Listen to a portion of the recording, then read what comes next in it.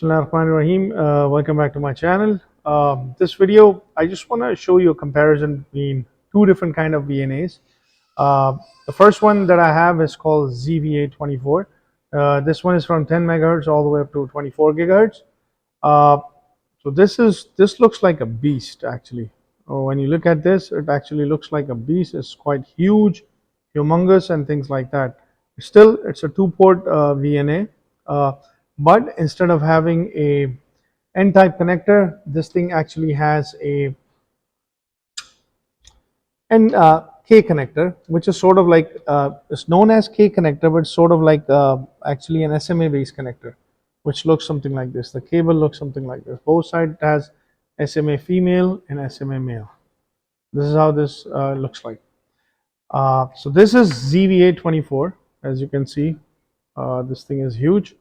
Now, if you were to look at it as compared to my older version, that is ZVA ZND, which is lower frequency VNA, which actually goes from 100 kilohertz all the way up to 8.5 gigahertz.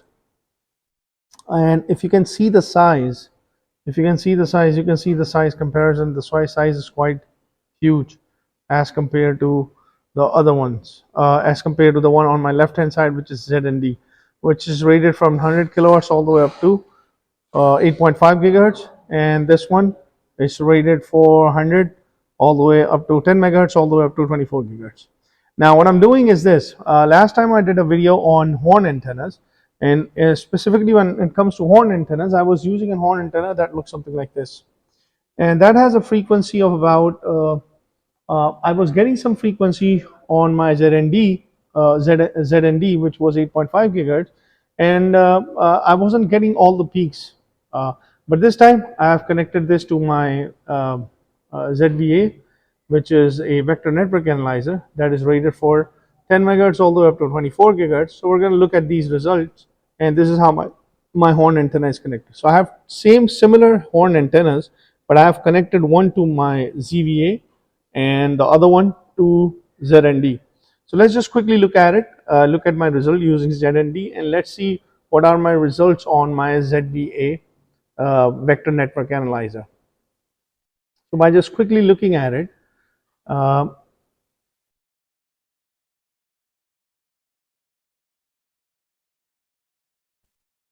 right, so I'm going to look at my S11. So this is how my S11 looks like. If I were to put a marker there, so let's bring out a marker, let's go all the way at the end. So somewhere around here.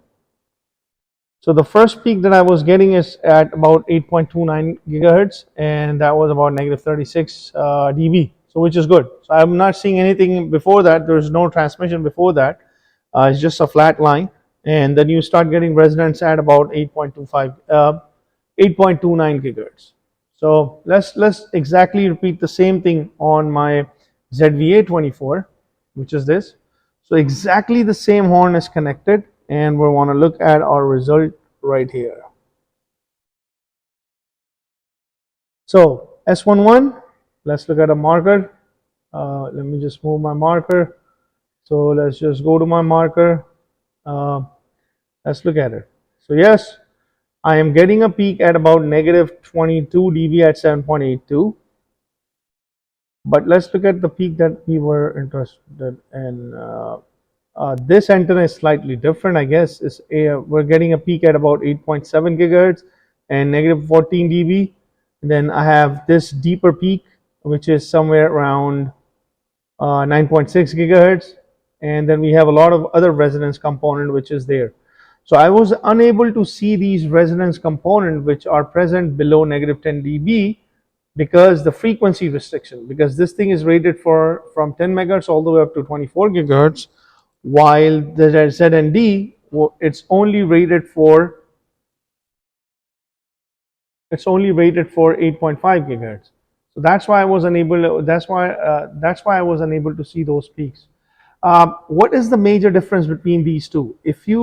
If I were to, because both of our, like, in my position, the only difference that I've seen is in terms of frequency range. This thing is from 10 megahertz all the way up to 24 gigahertz. Hence, it's required a bigger structure. Definitely, there are more components inside when you're dealing with higher frequency component. Same thing here. This is much smaller version as compared to the one that ZVA, because this thing has a frequency range up to 8.5 gigahertz. When it comes to functionality, if you were to look at the type of measurements that I can perform, S11, S21, S12, S22, let's go into more S parameters. You can do so many other related to S parameters. Let's just simply cancel it, and let me just go to ratios. These are the same ratios which you can do in ZND. I can also perform the same thing. I can also, what else? What type of measurements? More ratios. Let me just exit it out. What type of measurements I can do? I can do wave quantities. I can do A1. I can do more wave quantities. Let's cancel them out. I can do menu. What else? I can do impedance. I can do admittance, Z parameter, Y parameter, stability factor, imbalance, all S parameter, power sensor. Okay, when I bought this, this power sensor, it's actually the option that you need to pay extra money for it. They will enable it for you. And this power sensor option is also available in here as well, because when you look at power sensor, see, it's all blacked out. Same thing, if I were to look at it in this vector network analyzer, this is blacked out. So some of the options which are like blacked out, you can actually pay extra money for it, and they will enable those options. This thing and this thing, exactly the same thing. The only major difference between this device, which is ZV24, the one that I have, as compared to ZND, is just the frequency range. The type of measurements that I can do at lower frequencies on this guy, exactly the same measurements I can perform using on this guy, ZVA. So I hope you like this small comparison between different model. Of course, there are different versions of these available. For example, you have higher frequency range. In this case, this one is 24 gigahertz. 24 gigahertz, you can have up to 110 gigahertz, and you can also have, instead of having 2 ports, you can have 4 ports.